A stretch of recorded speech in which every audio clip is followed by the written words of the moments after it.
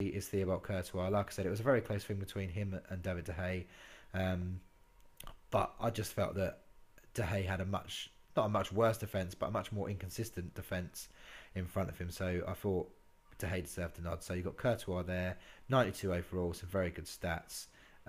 Will be a very expensive card if that's his released. And then at centre back, another Chelsea player, Kurt Zouma. Couple of seasons in the French league, done very well. So young still. This guy has played a few games for Chelsea this season and hasn't looked out of place when he's been called upon in the absence of Terry or Cahill. And he will probably go on to replace John Terry as the main centre back along with Gary Cahill going forward. And if you look at the pace there and the defence stat and the physical stat, very nice centre back cards. Shouldn't be too expensive, and you can build some nice teams with that French link in there as well.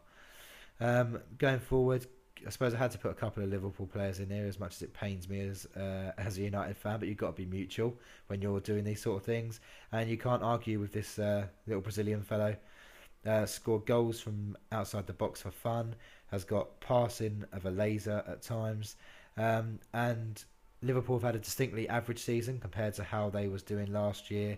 A lot of things have gone wrong for him for this year, a lot of questions being asked, but this guy's been a consistent performer and has won them games on his own at times and picked him up some vital points to keep them in.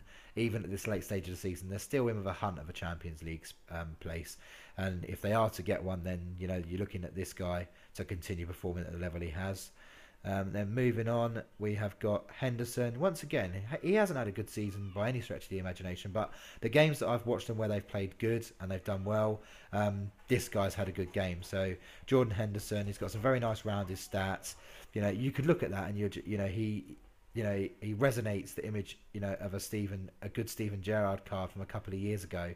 Not sure he's ever going to emulate the heights of Steven Gerrard. That Gerrard's a legend. Even the most ardent fans of other clubs will say that Gerrard is an absolute icon. But if you look at Henderson, he'll probably be a future club captain for Liverpool, and if he can continually perform at a consistent level, then there's no reason why he shouldn't go on to reach those heights. Moving on, we have got the striker position, and it's obviously going to be that man Sergio Aguero. Got a fantastic goals tally this season despite having several injuries yet again. Manchester City have gone off the rails in recent weeks. They haven't been as overpowering and as dominant as they have been in previous years. The side's aging quite a lot, but this guy's still got bags of class. I mean, the derby was a couple of days ago, and City were... United played very well, but City were average on that day, and he still scored twice. What more can you say? The guy was playing with ghosts, and he still gets 2 goals. So credit to where due to Aguero. If he hadn't have been injured for as much this season, he could well be up there with Kane and Costa fighting for the boot. Moving on to the reserve positions now. We've got some surprise inclusions in the reserves. Not in the goalkeeper, that's Fraser Forster. Like I said, Southampton have been very good this year defensively. He's a part of that unit, but he was never going to get ahead of De Gea or Courtois for the goalkeeping position because those two have been immense this year. But Forster still had a very good season. It'll be a very nice, cheap team of the season goalkeeper. If you haven't got the coins to go out and get a De Gea or a Courtois, then this guy could be your man. Should be nice and cheap. And then at reserve centre back, we have got Winston Reid from West Ham. Now, West Ham were in the top 4, let's not forget, for the first half of the season and even into the new year. And they don't score a lot of goals, West Ham. So one of the reasons that we were up there was because their defensive record was also very good. And this guy had been a rock for them for the first half of the season. His defensive displays, along with some other guys in that team, had really helped to get them up the table. And then moving on to the next position, we have got another West Ham player, which is Alexander Song. 84 rated central defensive midfielder. A nice cheap option to Nemanja Matic. Free loan from Barca, a free transfer or loan from Barcelona. I can't remember which one is sure, but look at those stats there for a CDM. Fantastic stats, will break up the play, nice big physical presence in the team, and he should be another nice cheap team of the season card. And then on the left mid, we've got a Crystal Palace player here, Yannick Bolasie. At the time of recording this video, his 2nd or 3rd inform is just about to be released today. So I mean, if you look at the stats that I've put on the card there, they could well be higher than that because I've based it off of his last inform. But the guy's scored a few braces. He scored a hat trick the other day.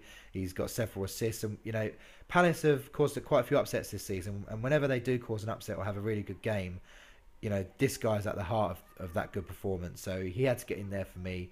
And I wanted to pick another left or right mid, and of the left and right mids that are left in the league, I've gone for him. A lot of people will be screaming at the video right now saying, "Where the hell's Eden Hazard?"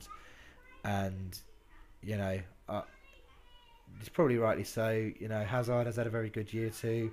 But I just think, once again, like I said, I don't just want to pick players just on names. And I think Hazard had a very good year last year. He's done well this year, but not as surprising well enough to get a team of the season. So I've left him out this year. And then last but not least, we have got Charlie Austin. Now, a relegation threatened team. Chances are at a premium. He has scored quite a few penalties to get his goal tally up to where it is, but to get 10 plus 15, 10 plus nearly 15 goals for a side that's, facing relegation, and you're not getting 5 or 6 chances a game, to be competing for sort of the top scorers with the likes of Harry Kane and Diego Costa and Aguero, who undoubtedly play for much better sides with much better quality players. The guy's goal record is fantastic in the Premier League this year. I'm sure if QPR do get relegated, there'll definitely be some other clubs in the Premier League looking to acquire this guy's services, because he'll do a good job for you. And if you was to put him into a slightly better quality team, then you would hope that he could maybe get 20 goals, maybe 25, have a really good season and power on and cement his claims for like an England call-up. But I mean, obviously you've got Harry Kane's broken through into that now, and you've already got Welbeck and Rooney, so it'd be hard for him to actually get an outright England place. But he could be that sort of, dare I say it, sort of like Ricky Lambert, Emil Heskey sort of type player that, Mr. Reliable. He'll be there if you need him, like in the squads, and on his current form, deservedly so. I'm probably doing him a disservice in mentioning Emil Heskey in the same breath as him there. Some fans might disagree, but that's my full set of players for the BPL team of the season. I hope you've enjoyed the video. Like I said, let us know what you think on my selections, the ratings. Any comments you want to add, please feel free to do so. Like I said, please feel free to subscribe and like the video if you'd enjoyed listening to me ramble on. And also, if you'd like to see me do another team of the season prediction, then just let me know which league. I quite fancy doing... I don't really want to do the Spanish one next, because that's probably like quite a predictable one. We all know the sort of the few top players that are going to get in there. But maybe like a Serie A video, or I could do a best of the rest video. Like not a lot of people have done that. So I could do your predictions video for a mix and match, or the most consistent team, if you like. So feel free to leave those comments below, and I'll see you next time. Thanks for watching.